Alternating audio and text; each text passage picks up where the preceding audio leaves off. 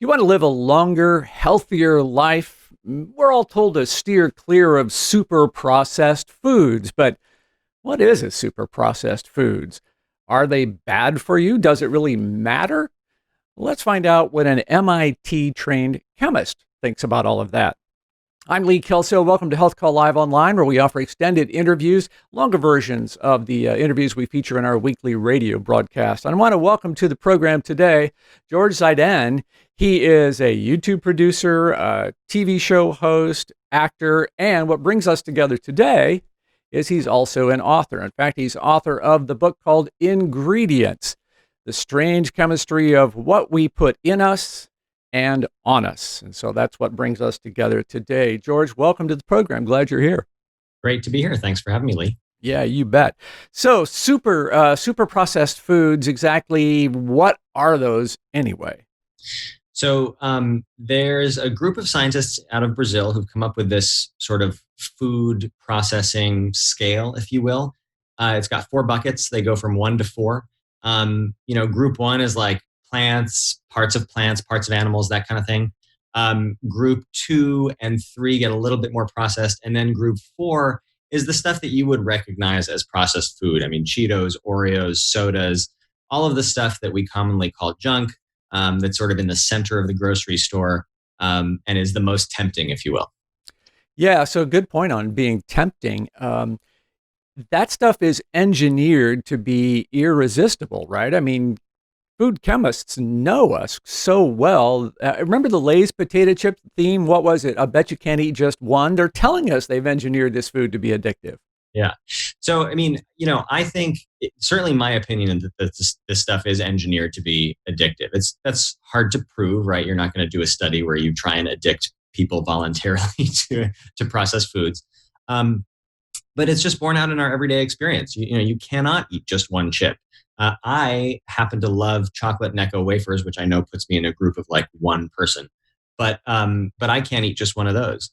And it is something that you reach for, especially in times when you've got stress all around you. We're all living through a pandemic. What are you going to do to take comfort? I've got some Cheetos downstairs. I just finished them yesterday. I mean, that's the kind of thing that processed food is made for. So is that stuff bad for you in and of itself?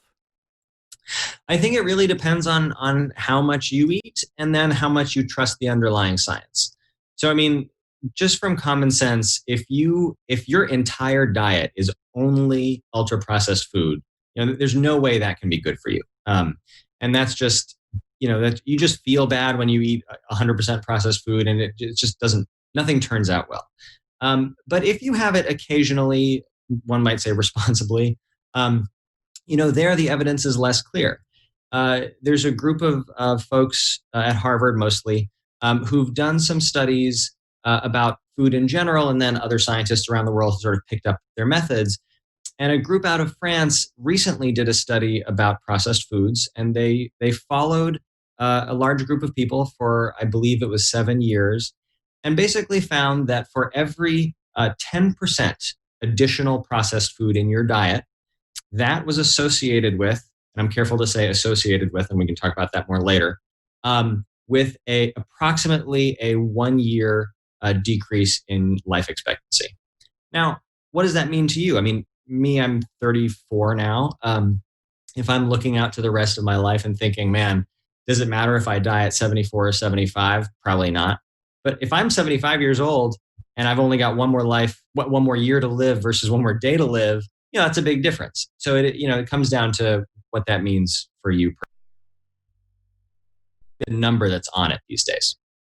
So the definition of processed and super processed gets kind of fuzzy. I mean, a pickle is a processed food, right? Raspberry jam is a processed food. So are we talking more about what's in it or what's been done to it? That's the great debate that's happening these days in food. So, for most of the science that had been done on food up until about 10 years ago, the emphasis was entirely on what's in the food. What was done to the food, the processing wasn't really considered at all. And then more recently, this group of scientists in Brazil, they've said, no, it's not what's in the food, it's what's done to the food. And there's not consensus on that front just yet. Okay. So when I pick up a product that has ingredients that I can't understand and I can't read the label, is that automatically bad? Great question. No, I mean, we have been basically brainwashed by the wellness industry to think that if something is chemical or unpronounceable or confusing, it must automatically be bad for you. And conversely, if something is all natural or like feels good or green, then it's automatically good for you. And neither of those two things are true. It's never as simple as that. Um, you know, there's also this rule of, if you can't pronounce it, you shouldn't eat it. I have such trouble with that because chemicals go by so many different names. I mean, if I were to tell you that something contains, let me try and remember the name exactly here. It's 1 alpha D glucopyranosyl 2 beta D fructofuranoside. You'd think that you'd be like, what on earth is that? It's another name for sugar. So a chemical's name tells you more about how the FDA regulates ingredients labels and how scientists name molecules. It doesn't really tell you about the health effects. Well, I remember that old story years ago. People were told, "Hey, do you want to try some dihydrogenated oxide?" And they ran. And what is dihydrogenated oxide? Water, good old water. Yeah, it's water. Exactly. Yeah, it's funny. So, where do we rank in the world for how much of this ultra processed, super processed food is in our diet? Pretty high. So, I think the only country, so France is actually fairly good in terms of how much ultra processed food they have in their diet. But the only country that's maybe worse than us is, I believe, Germany. And they they do eat a lot of sausages, which counts as ultra processed food. So we are not leading the charge, shall we say, on consumption of unprocessed food. What is so? Are there any ingredients that you think I should just steer away from? I think by and large, if something is sold in the US, unless there is a recall issue or a contamination issue or an alert from the CDC or the FDA, by and large, you're safe for the immediate future right after you consume it. The thing, where it gets tricky is if you eat this for a lifetime, does that have health effects? But that's a lot harder to figure out. But by and large, I mean, we're very, very lucky in the US that we have that food contamination events are relatively rare because we do have a pretty damn good food system here. So the chemicals that go into super processed foods fall into some specific categories. Can you tell me a little bit about what those are? Sure. Some of them might actually be surprising. There are a lot of the unpronounceable names can be vitamins or minerals, which are usually added to try and prevent nutritional deficiency diseases. So the classic example here, this one is pronounceable. You have iodine, which is added to salt, and that's used to prevent goiter. There are other things, of course. I mean, there are flavorings. Those are obviously added to make food taste better, and you could argue addictive. There are lots of different texture modifying additives. So, for example, the classic peanut butter that you might buy, the kind that doesn't separate out, that will contain an emulsifier. And the kind that the sort of natural peanut butter, the kind that if you leave it in your closet for a long period of time, you get that thick layer of oil on top, that does not have the emulsifier in it. So you could ask like, well, why is all this stuff in our food? And people have asked this question, rightfully so. And the answer basically is, look, we all want foods that are healthy, delicious, convenient, and cheap. And those are four things that are very, very hard, if not impossible, to put all into one product. If you want peanut butter that doesn't separate, you can either buy the all natural stuff and keep it in your fridge, which I think makes it taste worse, or you can buy a peanut butter that has an added emulsifier. It really is a trade off. And are there any significant health consequences either way that we can define? You know, I think most scientists who study this would say probably, but we don't fully understand what they are yet. And even if we did, they're not that big a deal. Now, there are carve outs for that. There are exceptions. For example, if you have a well understood medical condition like diabetes, then your diet has a pretty big impact on Mhm. how your life turns out, right? But if you're kind of just the average, normal, healthy person, your weight's not out of control, changing your diet here and there around the margins, for example, trying to like eat superfoods or things like that, that really is not going to have like a magic bullet effect on your lifespan.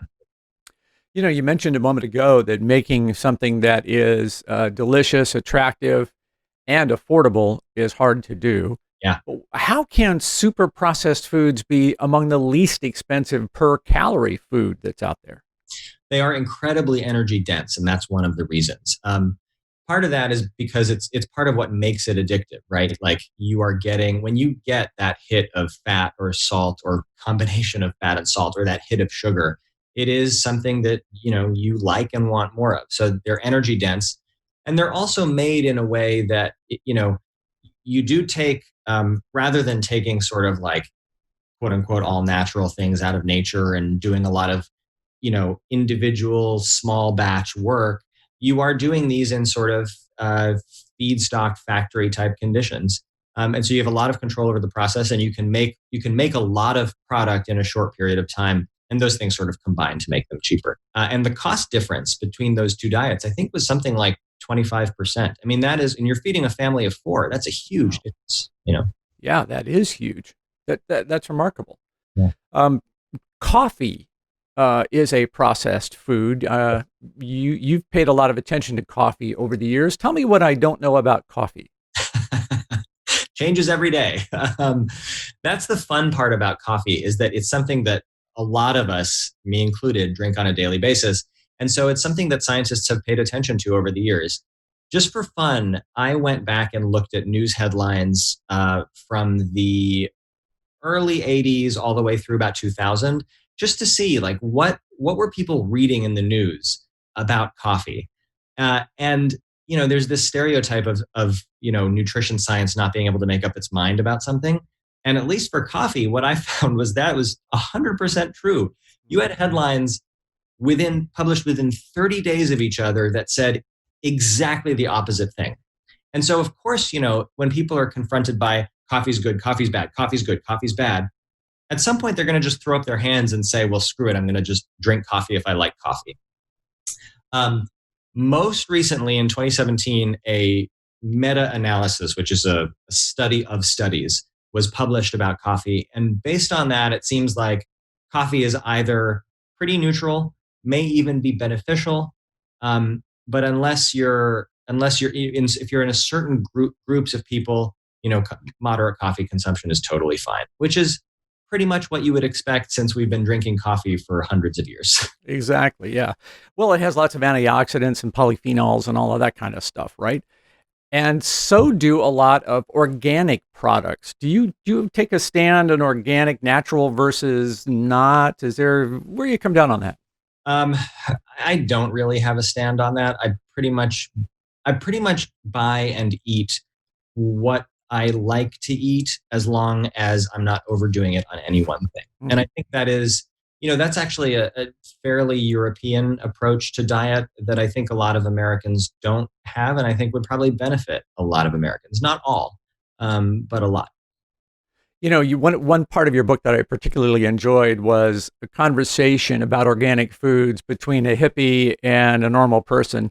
I thought that was just brilliant. Could you recap some of how that conversation might go and what it teaches us? Yeah, sure. So, I was trained as a chemist, and chemists have this refrain, which is, it's true, but the refrain is everything is chemicals. And that is 100% true. I mean, my hands are made of chemicals. The computer I'm talking to you through is made of chemicals. Some of them are much more complicated than others. Some of them are simpler, but everything is chemicals. And so, when you've got a hardcore chemist talking to someone who says things like, well, I don't put any chemicals in my body. I don't, I only eat all natural things. The chemist's instinctive reaction is always, well, every food that you're eating, and they always get angry when they say this, every food that you're eating is a chemical. So what you're saying makes absolutely no sense. But of course, what the person means is, well, I'm careful about what I put in my body, and I pay a lot of attention to what I eat and the health effects of what I eat. Now, I think a lot of that attention is misguided, and directed by like health blogs that are very, very scant on the evidence. But it's a laudable uh, instinct. It just doesn't jibe well with what chemists are trained to do. Yeah, I understand what you're saying there. You just said I'm very careful about what I put in my body, Mhm. but we also put a lot of stuff on our bodies. Yeah.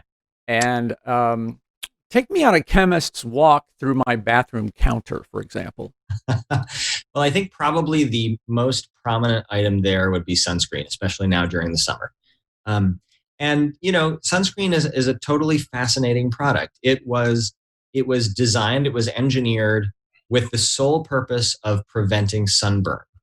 Now, at the time that it was developed, we it was not developed for skin cancer, which you would not know if you looked at a bottle of sunscreen today, because on the bottle it says, when used as directed in combination with other measures, it may reduce your risk of skin cancer. But it was not developed for that at all. It was only developed for sunburn. And so, as a result of that, the evidence that we have that suggests that sunscreen reduces the risk of melanoma is lighter than you would expect and lighter than you would want it to be. But you've got scientists who say, listen, yeah, the evidence isn't there, but we have a really good understanding of how the sun causes skin cancer. So it's probably better to be safe than sorry and use sunscreen as opposed to not use sunscreen. Now, if you really want to turn your head around in knots, there's a Belgian researcher named Philippe Autier who says, no, that's totally the wrong approach. What you instead want to do is, instead of putting on a bunch of sunscreen and going and roasting yourself on a beach for hours on end, instead, how about you just stay off the beach and stay in the shade and just don't get too much sun exposure in the first place. And again, I don't think, he's certainly in the minority, right? Most dermatologists are going to tell you, you want to apply sunscreen, better to be safe than sorry, even if we don't have the full complement of evidence. But it does sort of make you wonder a little bit. What I learned in writing this book is that nothing is simple. Basically, nothing is simple. Yeah. So when I'm out shopping for a moisturizer, for example, or other products, there's just no way that I'm going to buy anything that doesn't have chemicals in it, right? I mean, you're not going to get the features of the product you want without some form of chemical. So, and you told me that, because of the way we regulate products in the United States, those chemicals are safe. But are there some things again that I should look for? So I will say that they are safe to the best of our knowledge. And sometimes our knowledge is deep and we have a lot of it. For example, we know with exquisite detail how bad smoking is for you and why it's bad for you. Mm-hmm. Sometimes our knowledge is really based on common sense, and that common sense is sort of similar like to coffee. We've been drinking it for a long, long time. There's not like a gigantic difference in, for example, life expectancy or quality of life among coffee drinkers versus not coffee drinkers. So, might as well just drink it if you like it. Don't drink it if you don't like it. And a lot of our knowledge when it comes to chemicals around, all of the chemicals around us, whether food or moisturizer or whatever they may be, a lot of our knowledge is that sort of common sense, like, well, we've been using it for a long time. There don't seem to be that many adverse effects. So it seems like if they do impact a small group of people, negatively, those people will unfortunately discover it by using the product. For example, a lot of things are contact allergens, right? You put it on your body and you have a reaction. That doesn't affect most people, but it does affect some people significantly. And the only way you would find that out is if the chemical was listed on the label, you knew you were allergic to it in advance, and so you didn't apply it, or if you just put it on and had that reaction, right? Uh, but yeah, by and large, those things really are overall safe. And I would say no, there's not. Unless you've got a medical condition that is specific to you that you know about, that you've talked about with your doctor, and that your doctor has said, listen, you better watch out for X. By and large, no. I mean, I think you're pretty much safe to buy what you want to buy. So fats are a real interesting topic. I mean, your body needs fats. There's Right. healthy fats, there's unhealthy fats. Walk me through what I need to know about fats. Yeah. So you'll see a lot of modifier words that come before the word fat. Saturated fat, unsaturated fat, monounsaturated fat, polyunsaturated fat, trans fat. Um, it comes down to the chemistry of the actual molecules and how the carbon atoms are bonded to each other in the molecules, and you don't need to know the details. But by and large, trans fats you want to try and avoid, but that's actually very easy to do because they were mostly banned. So most stuff these days doesn't have trans fat in it or has such a small amount of trans fat in it that it's not going to be a big deal. And by the way, trans fat was added to stuff, but it actually also occurs naturally in nature as well. As for the monounsaturated, polyunsaturated, saturated fats, generally there was a feeling that saturated fats were quote unquote bad and the unsaturated fats were quote unquote good. Mhm. That seems to be a little more nuanced now. I would say again, you don't want to overdo it on any one thing, but you don't need to be looking at the back of the thing and counting up all the grams of fat and figuring out, oh well, do I need this, the same amount of each? I wouldn't bother with any of that. I think you're mostly fine to, as long as your diet is diverse and in moderation, you're mostly fine. And then there's the whole fat-free food fad, which feels Yeah. like we've come through that and we're kind of out the other side. Yeah. Well, now it's gluten free, right? So everything. Yeah, it is.